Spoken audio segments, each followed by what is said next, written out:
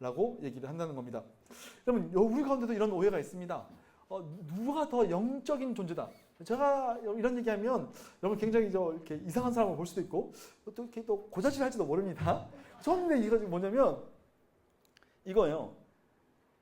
담임 목사님이 기도하면 하나님 더 잘 들어주시고 부목사가 기도하면 덜 들어주시고 이렇게 생각하시는 분들 있어요, 없어요? 솔직히 이게 진짜요? 있잖아요. 다 안다고요. 이왕이면 담임 목사님 기도 받고 싶잖아요. 막 그래서 예배 끝나고 오시고 막 그렇잖아요. 근데 성경에서 얘기하는 분은 뭐냐면 둘 다 동일하게 신령한 존재라고 하는 거예요. 그래도 성경 보니까 사도들이 막 기도하면 죽은 사람도 막 살아나고 병 낫기도 하는데 사도도 좀 다른 거 아니에요? 사도예요, 사도. 사도는 사도 시대가 끝났어요. 왜냐면 사도는 예수님께서 이 사역을 시작하시면서 자기의 대리자로서 처음 만든 직책이거든요. 그건 사도 시대로 끝났어요. 이제 없어요. 우린 다 뭐야? 다 똑같은 신령한 존재니까 담임 목사님만 찾지 마세요. 제가 뭐 부러워서 그런 게 아니라. 근데 그게 자칫하면 영적인 우상숭배로 갈 수 있어서 그래요. 무슨 말인지 아시죠? 네. 이러지 마, 그냥 얘기하지 마세요. 딴 데 가서 제가 이런 얘기했다고. 괜히 오해받으니까. 네, 그렇습니다. 그래서 그런 게 있다라는 얘기를 해드린 겁니다. 근데 그럼 신령한 것에 대해서 이해할 때 다양성도 있다는 거예요. 자, 동일성은 우리 전부 다 예수 믿었기 때문에 신령한 존재다. 이건 불평한 사실이야. 근데 다양성도 있어 라고 얘기하는 거죠. 다양성은요, 우리에게 주신 은사를 얘기하는 거예요. 이걸 이제 바울은 성령 마심이라고 하더라고요. 요 고린도전서에서. 이건 여러분 한시적이에요. 한시적이 뭐냐면 있었다가 없어질 수도 있어요. 어떤 제가 아는 분은 방어 받았다가 지금 못 하신다고 하더라고요. 또 어떤 분은 그 치유의 은사 가지셨는데 지금 못 하신다고 하더라고요. 그러니까 한시적이에요. 주님께서 계속 주실 수도 있고 처음엔 이 은사 주셨다가 다른 은사 주실 수 있는 거예요. 한시적이죠. 근데 이 다양한 은사에 대한 이 원리가 뭐냐면요. 삼위일체적 기원이라고 얘기하는데 저는 다양한 은사가 있는데 그걸 주신 분은 같은 성령님이 주셨다는 거예요.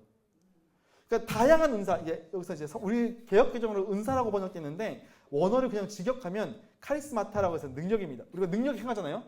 능력을 행하는데 이거는 이 사람은 뭐 이런 은사, 저 사람은 저런 능력, 이 사람은 이런 능력이 있는데 그거 우열이 있는 게 아니라 똑같은 분이 나눠주신 거야. 똑같은 거야.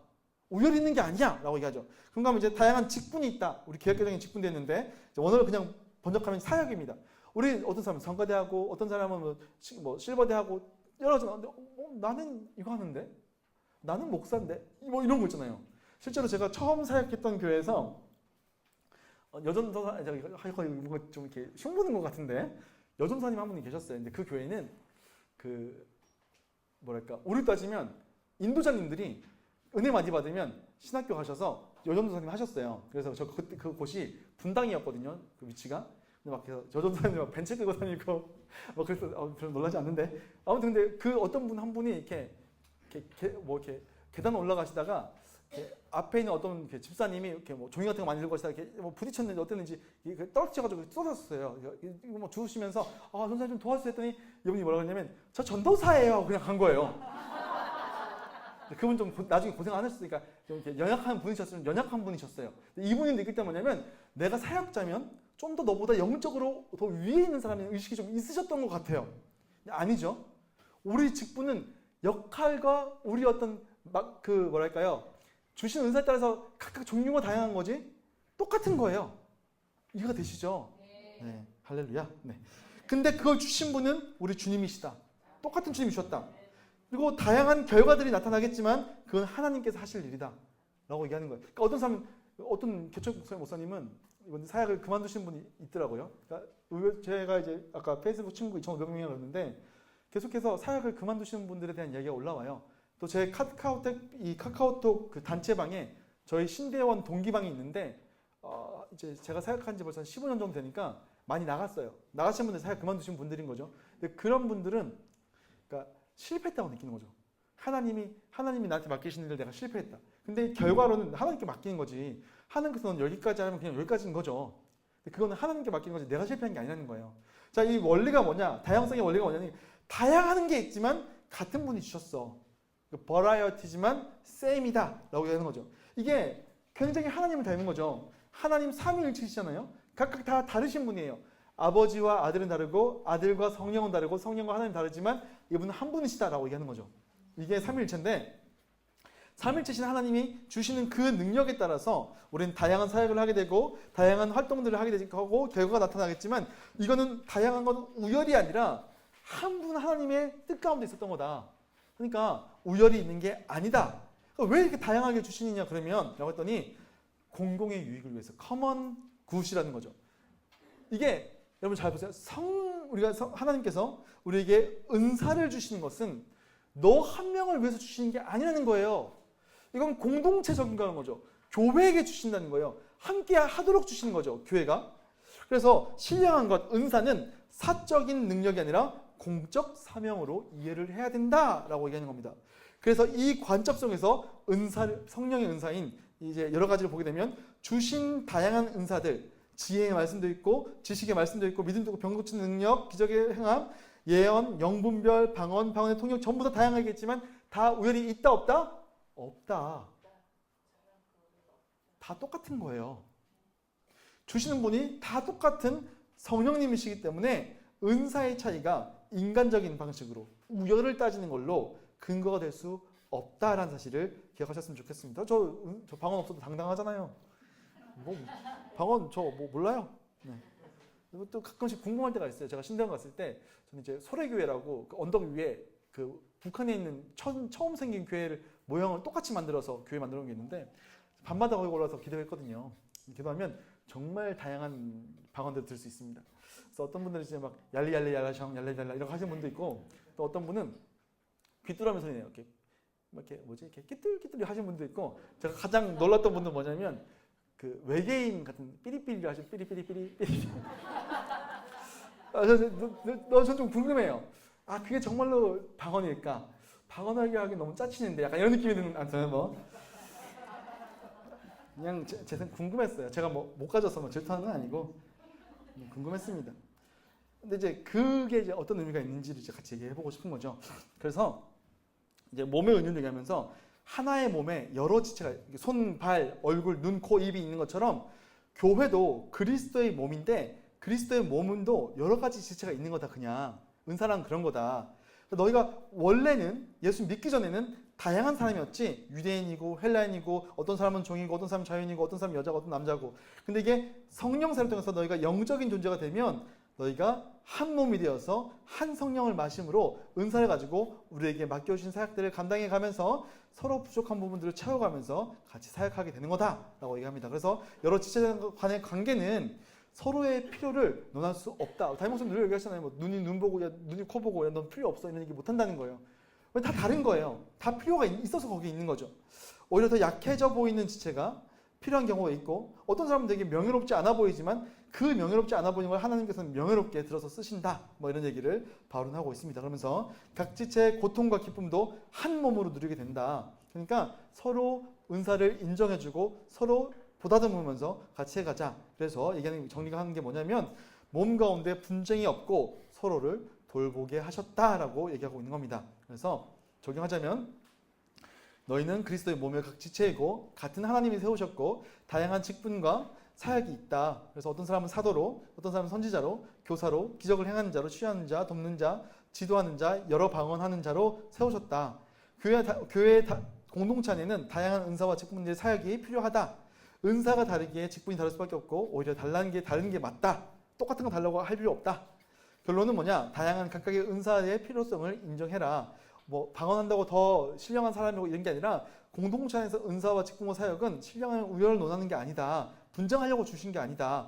우리 각각의 역할에 필요가 있고 상호간에 우열이 없으니까 같이 힘을 내서 하나님 나라 사역해 가자라고 한다는 거죠. 그러면서 이제 사랑에 대한 얘기를 합니다. 여기서 이제 사랑에 대한 얘기를 하는 거죠. 우리 그 잘 아는 사랑장이 여기서 나오는 거죠. 근데 너희한테 내가 진짜 부탁하고 싶은 게 있어. 너희들 다양한 은사를 구하잖아. 근데 더 나은 방법을 알려줄게. 더 큰 은사를 사모해라. 라고 하는데 그게 뭐예요? 사랑이라는 거예요. 사랑이 없이는 너네가 아무리 좋은 은사들, 다양한 은사들 갖고 있다 할지라도 그건 무익한 거야. 라고 얘기합니다.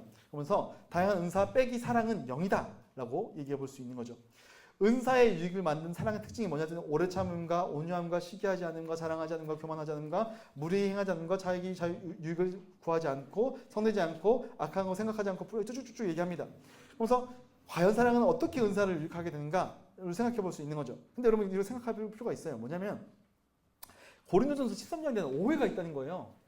그러니까 저도 저희 청년들이 저 결혼할 때 그 클리어러스라고 하는 그 CCM 가수가 부른 고린도전서 13장 불러줘서 그런 사랑이라고 그런 사랑하고파 하면서 막 이렇게 시기하지 않으며 막 이렇게 노래 불러주는 거예요.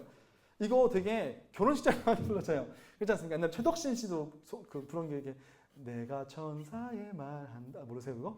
한다 해도 그냥 사랑 없으면 그 찬양 있잖아요. 그거 언제 불러요? 예식장에서 많이 부른다는 거예요. 왜냐면 이게 되게 아름답잖아요. 근데 제가 그게 틀렸다라고 얘기하고 싶은 건 아니에요. 왜냐면 부부도 공동체니까. 근데 바울이 1차적으로 얘기하고 싶은 게 뭐예요? 교회 안에서 은사를 대하는 문제를 생각하라는 거예요.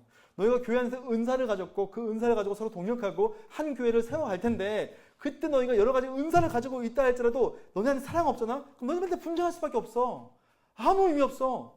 그러니까 제일 중요한 게 뭐냐면 사랑을 구해라. 너의 은사가 각각인데 그게 사랑이랑 결합하면 그게 능력을 발하게 된다. 그 얘기를 하는 겁니다.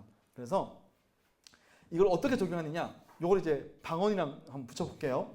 그래서 사랑으로 절제된 은사를 추구하라 하면서 14장부터 나오는데 명령이 뭐냐면 자 너희가 사랑을 추구해. 이게 더 큰 은사야. 그러면서 같이 신령한 은사들을 구하는 거야. 두 가지를 같이 구하는 거야. 사랑도 구하고 은사도 사모하는 거야. 왜냐하면 사랑이 없는 은사는 교회를 세우지 못해. 덕이 안 돼. 실제적인 예를 들어줍니다. 특히 예언을 사모하라 이런 얘기를 합니다. 자 여기서 이제 예언이라고 하면 이제 막 갑자기 직통 귀신 나와가지고 내일 예수님 오신대 이런 거 얘기하는 게 아니라 신약 시대에는 말씀을 이미 주신 말씀을 옳게 해석하고 전하는 걸 예언이라고 합니다. 신학적으로 여러분 기억하셨으면 좋겠습니다. 물론 그렇다고 제가 막 직통 계시가 없다 그런 방식을 쓰진 않죠. 왜냐하면 히브리서 1장 보게 되면 이런 얘기 나와. 옛날 하나님께서 자기를 드러내시는데 옛날에는 선지자를 통해서 하셨어. 그죠? 그리고 그 다음에는 아들을 통해서 하시지. 그리고 그 다음에는 말씀을 통해서 하셔. 그러니까 하나님께서 자기를 드러내시는 방식이 바뀌었다는 거죠. 옛날에는 선지자를 통해서 직통기시도 했다는 거예요. 요즘에는 그게 말씀이라는 방식으로 대체됐다는 거죠. 그러니까 오늘날에는요, 이렇게 직통계시가 제가 이게 없다고는 제가 99% 이렇게 막 1% 남겨둬야 될 것 같아요. 왜냐면 하나님 그렇게 하실 수도 있으니까. 근데 성경에서 그 얘기를 하죠. 예언은 주신 말씀과 비교해서 말씀에서 어긋남이 없으면 그 예언은 하나님 주신 게 맞아. 이렇게 얘기해요. 그러니까 말씀이 우선되는 거죠. 이해가 되시죠? 근데 그 예언을 사모하라라고 하는 겁니다. 왜냐? 라고 했더니 이제 이 방언이라고 하는 것은요. 사람이 하나님께 올려드리는 겁니다. 제가 여러분 방언하시는 분들이 좀 계실 텐데 저는 방언이 없기 때문에 아까 여기 강의 올라오기 전에 저희 교회 여전도 선생님한테 좀 물어봤어요. 여전도 선생님들 방언하시는 분 좀 있으시거든요. 방언하실 때 자기가 무슨 말 하는지 아세요? 이렇게 물어봤어요. 왜냐하면 고린도전서에 여기 뭐냐면 방언할 때 너의 영은 하나님과 교제하면서 기쁘겠지만 너의 마음은 제가 늘 얘기했죠. 신약 성경에서 마음이라고 하면 지성이라는 얘기예요. 지성. 너의 지성에는 유익이 없어. 이렇게 얘기하거든요. 바울이 고린도전서에서. 그러면 방언할 때 자기는 자기가 무슨 얘기하는지 모른다는 거네? 그래서 강성전 선생님한테 물어봤죠. 자기도 무슨 얘기하는지 잘 모르겠대요. 이렇게 처음에는 이제 알 것 같은데 하나님께서 입을 움직여서 막 방언을 시작하게 하시면 하나님과 함께하는 그 기쁨은 있는데 자기가 무슨 얘기하는지 잘 모른다는 얘기 하시더라고요. 여러분 어떤지 궁금하긴 합니다. 아무튼 그래서 이해 가능성을 얘기할 때 옆에서 자기도 모르고 옆에서 듣는 사람도 이해 불가라는 거예요. 근데 문제는 뭐냐면 고린도 교회는요. 이게 되게 신령한 걸로 느껴지니까 공예배 때 대표 기도할 때 방언으로 했어요. 우리가 이제 2부 예배, 3부 예배, 1부 예배 드리잖아요. 근데 거기 이제 장로님 올라오셔가지고 기도하겠습니다. 얄레얄레라 혼자 그렇게 하고 내려가시면 그게 무슨 유익이 있겠어요? 그 얘기를 하는 거예요 지금.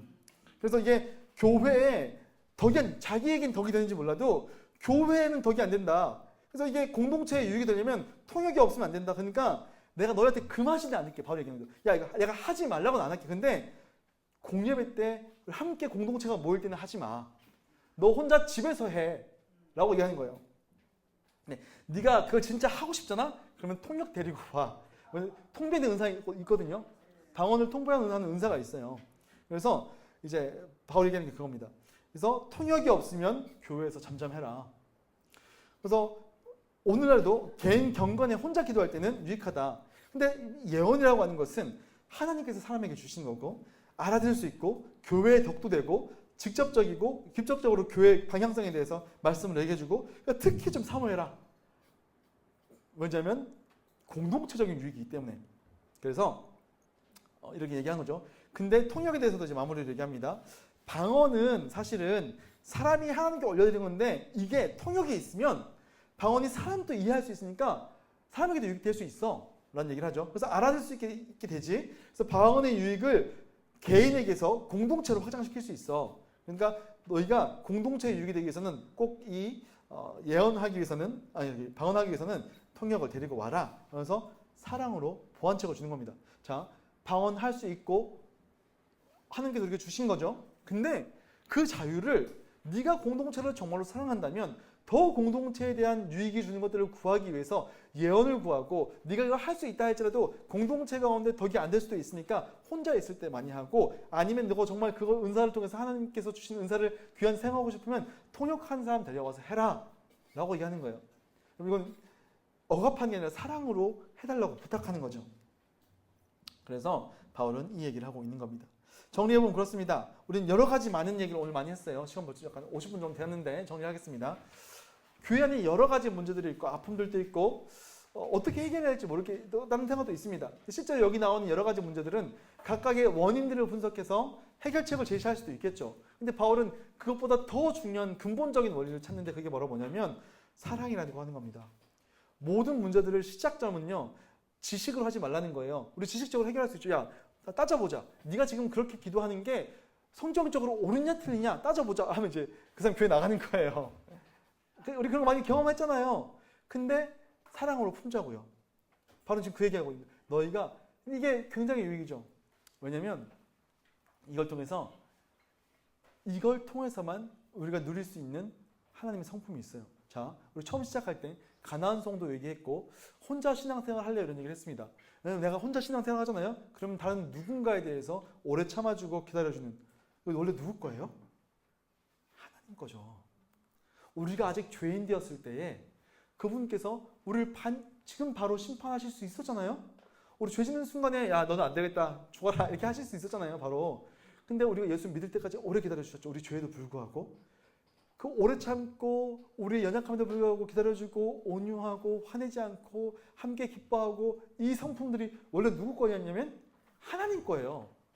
근데 이 사랑의 성품은요. 혼자서는 결코 누릴 수 없고 내 안에 채워갈 수 없는 것들이죠. 훈련될 수 없는 것들이에요. 이 사랑이 얼마나 큰지 우리는 알잖아요. 근데 이게 공동체 안에 저 인간과 같이 있으면요. 이 사랑에 대한 부분들을 내가 생각할 때 기다려줄 수 있게 되죠. 그러면요. 하나님을 조금이나마 이해할 수 있게 돼요. 제가 양정주 목사를 보면서 늘 안타까웠던 게 뭐냐면 사랑하는 여인과 함께하면요. 늘 행복할까요? 행복할 수 있지만 문화가 다르기 때문에 싸운다고요. 제가 저희 아내랑 결혼할 때 결혼했던 그 가장 큰 요인이 뭐냐면 막 자기 어떤 얘기를 하는데 저는 이게 와닿지가 않는 거죠. 근데 괜찮았어요. 오늘 밤에 통화하면서 그냥 싸우고 약간 싸웠다? 아무튼 뭐 이렇게 약간 다투고 있었는데 약간 투닥투닥 하고 있었는데 이렇게 저도 이제 이 사람 얘기했을 때 야 그게 아니지라고 얘기할 수 있었거든요. 근데 이게 그냥 용납이 되는 거예요. 어느 순간. 제가 그날 딱 생각했죠. 아 결혼해야겠다. 근데 비슷해요. 우리 부부 사이에 아까 제가 그리스도와 교회와의 사랑에 대해서 얘기하는 것처럼 내가 공동체 안에 있는 저 이해 안 되는 사람 공동체 그 구역 모임 해도 저 사람 진짜 이해 안 가잖아요. 왜 저런지 모르겠어. 근데 내가 막 지식적으로 이 사람 때리고 너 그딴 식으로 하지 마. 성경도 이렇게 하자면 이렇게 할 수 있지만 주님 기사를 기다려주는 것처럼 오래 참아주고 기다려주고 내 안에 사랑이 없으면 어떻게 돼요? 구하는 거죠. 사랑은 내 안에서. 여러분 제가 목회할 때도요. 저는 제가 목회를 안 해야 되겠다는 생각을 했던 이유가 언제냐면 제가 할아버지가 돌아가셨는데 눈물이 안 나는 거예요. 이상하게. 제가 난 사랑이 없는 사람이구나 그래서 목회하면 안 되겠다는 생각을 했었거든요. 근데 지금은 이제 눈물이 나는데 그런 거죠. 근데 이 누군가와 함께하면서 이 부딪히는 것 속에서 그 경험이 없으면요. 이 사랑을 느낄 수가 없어요. 자기 새끼는 늘 원래 사랑하는 존재고 사랑할 수 없는 존재를 사랑하는 건 하나님이 우리에게 주신 사랑이잖아요. 근데 그거를 느끼게 되면요. 하나님이 나를 얼마나 사랑하는지 그때 가서 알게 돼요. 이거 우리한테 굉장히 유익한 거죠, 사실은. 저는 여러분들도 마찬가지라고 생각합니다. 교회 안에 있으면요. 교회 되게 이상해요. 병원 같아요, 진짜. 이상한 사람 많습니다. 어떤 사람은 막 얘기해주고 싶고 막 때리고 싶은 생각이 드는 거죠. 저한테도 굉장히 큰 상처가 있습니다. 한 청년이 집이 굉장히 힘들었고 부모님도 굉장히 이제 경제적으로 힘든 상태에 있었는데 이 친구도 이제 서울 와가지고 가수의 꿈을 품고 왔는데 이제 맨날 이제 버스킹하고 다니는 친구가 있었어요. 이제 너무 힘든 거예요. 찬양인도 하는 친구인데 너무 힘든데 그 공허한 마음을 뭘로 채우고 싶었냐면 그 젊은 친구들은 이제 아이폰 이런 거 좋아하잖아요. 그때 이제 에어팟이라고 하는 무선 이어폰 처음 났는데 그거 막 가지고 싶다가 막 노래를 부르는 거예요. 근데 제가 봤을 때 얘는 지금 돈이 없거든요. 그래서 저는 이제 그때는 이제 연약한 마음으로 야, 네가 지금 그럴 때가 아니잖아. 너가 지금 네 앞에 있는 것들을 지금 준비하고 그럴 시점인데 네가 그걸 다 누릴 수가 없잖아. 이렇게 얘가 상처받아가지고 진짜 1년 이상을 저랑 대화하는 것도 힘들고 찬양 인도한 다음에 막 예배 나가버리고 너무 힘들었어요, 진짜. 근데 얘가 어떻게 회복된지 아세요? 교회 여전도사님이 얘 몰래 통장에 이름 없이 딱 정확히 그 금액을 통장에 넣어줬어요. 그리고 얘 볼 때마다 품어주고 들어주고 사랑으로 얘가 회복됐어요. 그런 다음에 나중에 저한테 와가지고 그때 제가 죄송했습니다. 제가 먼저 얘기하지도 않는데 먼저 와가지고 그 얘기하는 저는 미안하죠, 사실. 제가 이런 것들 더 알았다면 그때 그렇게 안 했을 것 같아요. 근데 걔는 지금 신앙생활 너무 잘하고 너무 좋은 친구가 됐죠. 그러니까 우리가 이런 것들을 경험하게 되는 게 교회 공동체라는 거예요. 교회 밖에서는 절대 경험할 수 없죠. 세상에서는 이런 거 안 하잖아요. 너 나한테 그래? 꺼져. 너 다시 안 봐. 아무 사람인데 뭐. 이게 세상이라고요. 근데 교회는 안 그래요. 교회 안에서는요, 힘들지만 그 사랑을 누려가면서 하나님의 사랑을 느끼게 되고 성장해가고 교회의 하나됨 누리게 되는 거죠. 우리 안에 여러 가지 어려움이 있을 수 있습니다. 실제로 여러분 구역 현장 속에서도 교회 부서 안에서도 갈등들이 있을 겁니다. 근데 여러분 그때 사랑을 구했으면 좋겠어요. 다른 어떤 것들보다도 하나님 내 안에 사랑이 없습니다. 사랑을 주세요. 그리고 그 사랑으로 저 사람을 섬길 수 있게 내 마음을 움직여 주세요. 라고 기도하면서 이렇게 한 공동체를 세워갈 수 있었으면 좋겠습니다. 자, 결론입니다. 교회 안에서 일어나는 수많은 문제들은 사랑의 결핍일 경우가 많다. 거의 그렇죠. 지식은 교만하게 하지만 사랑은 교회의 덕을 세운다. 사랑은 남을 위하여 나의 자유를 기꺼이 제한하고 절제하는 것이다. 내가 이런 자유를 할 수 있지만 기꺼이 제한하고 절제하는 것. 교회 안에서 은사를 얻고 사역을 행하고 그 결과를 바라볼 때는 더 큰 은사인 사랑 안에서 추구하셨으면 좋겠습니다. 사랑의 특징이 내게서 나타나고 사랑의 대안으로 아까 얘기했던 것처럼 방언이 꼭 하고 싶다면 너희가 통역한 사람 데려와라 하면서 대안을 찾는 것처럼 여러분께서 사랑 안에서 대안을 찾아가면서 나아갔으면 좋겠습니다. 나머지 있는 부분들은 좀 읽어보시고 여러분 생각해 보시며 숙제로 내드리겠습니다. 우리 다음 주에는 마지막 시간으로 만나도록 하겠습니다. 고생하셨습니다.